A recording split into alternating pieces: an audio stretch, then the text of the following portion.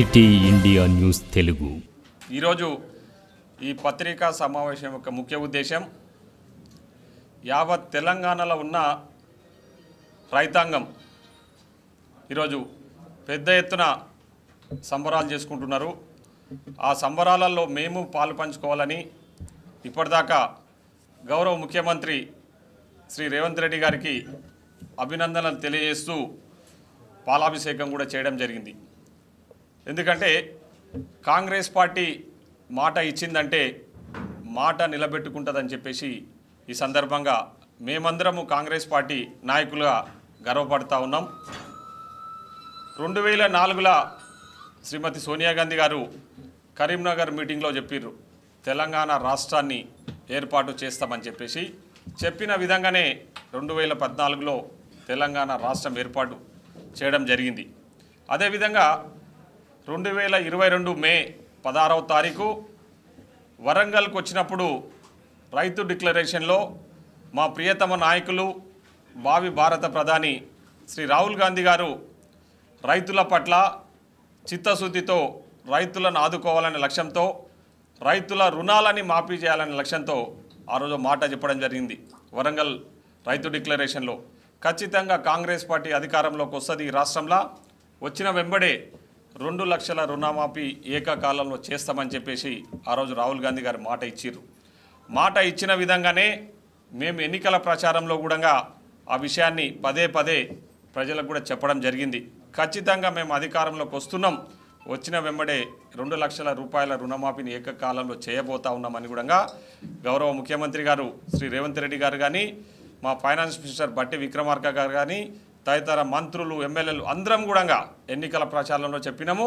అదేవిధంగా మేము ప్రభుత్వం ఏర్పాటు చేసినాక కూడా ఆ విషయాన్ని పదే పదే ప్రజలకు, తెలంగాణ ప్రజలకు, ముఖ్యంగా రాష్ట్రంలో ఉన్న అందరూ రైతులకు కూడా చెప్పడం జరిగింది.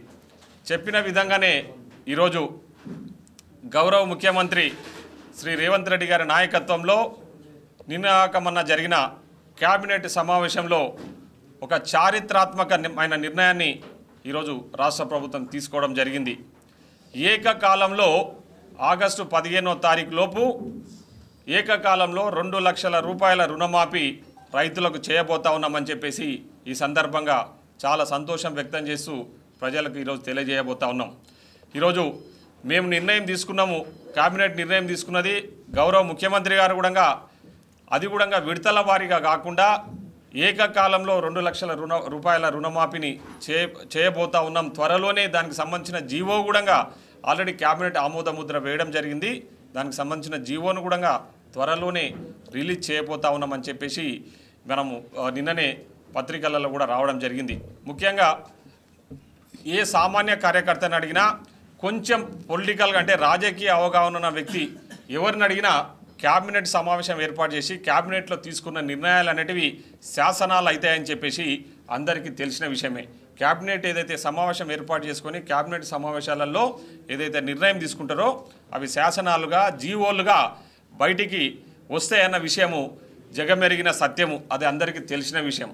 కానీ ఈ టీఆర్ఎస్ పార్టీకి సంబంధించిన కళ్ళు లేని కబోదులు ప్రజలు వాళ్ళకి ఎన్నిసార్లు బుద్ధి చెప్పినా తప్పుడు మార్గాలలో ఈ రాష్ట్రాన్ని పాలించి తప్పుడు మార్గాలలో అడ్డగోలిగా అవినీతికి పాల్పడ్డ నాయకులు, ముఖ్యంగా ఈ రాష్ట్రానికి వ్యవసాయ శాఖ మంత్రిగా పనిచేసిన మన పక్కనే ఉన్న నిరంజన్ రెడ్డి గారు నిన్న ప్రెస్ మీట్ పెట్టి ఏదో క్యాబినెట్లో నిర్ణయం తీసుకున్నంత మాత్రాన రుణమాఫీ జరుగుతుందా, ఏదో పేపర్లన్నీ కూడా తప్పుడు ప్రచారాలు చేస్తూ ఉన్నాయి, ఎక్కడుంది రుణమాఫీ అని చెప్పేసి లేనిపోని ఆరోపణలు చేస్తూ మళ్ళీ ప్రజలను తప్పుదో పట్టించే ప్రయత్నం చేస్తున్నారంటే ఈ కళ్ళు లేని కబోదులకు ఏ విధంగా చెప్తే బుద్ధి వస్తుందో అర్థం కావడం లేదు. ఈరోజు క్యాబినెట్లో నిర్ణయం తీసుకున్నాము, 31,000 కోట్ల రూపాయలు ఈరోజు ఈ 2 లక్షల రుణమాఫీ చేయడానికి అవసరమైతే దానికి సంబంధించిన అన్ని విధాలు కూడా అన్ని నిర్ణయాలు తీసుకున్నారు, అన్ని సమకూర్చుకోవడం కూడా జరిగింది. కాబట్టే ముఖ్యమంత్రి గారి అధ్యక్షతన జరిగిన కేబినెట్ సమావేశంలో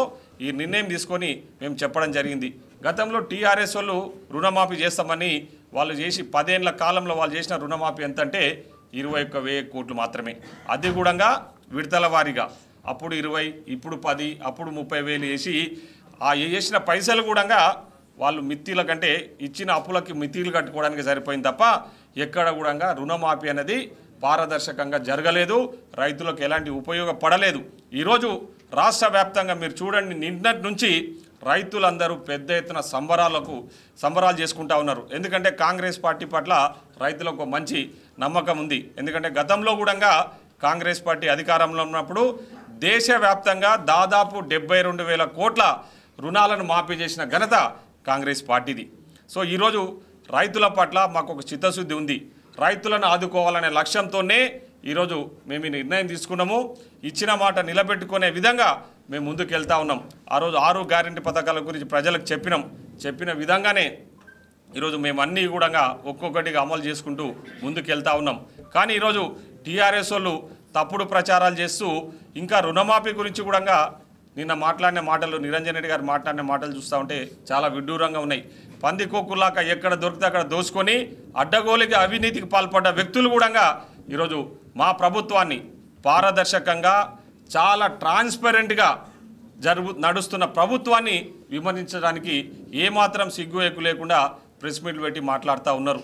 మొన్న జరిగిన అసెంబ్లీ ఎన్నికలలో వాళ్ళకు బుద్ధి చెప్పిర్రు.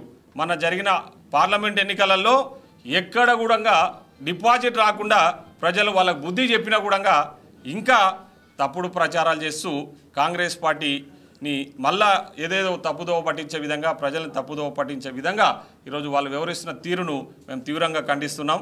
కాబట్టి రైతులకు అందరికీ కూడా మీరు పూర్తి భరోసాతో ఉండండి.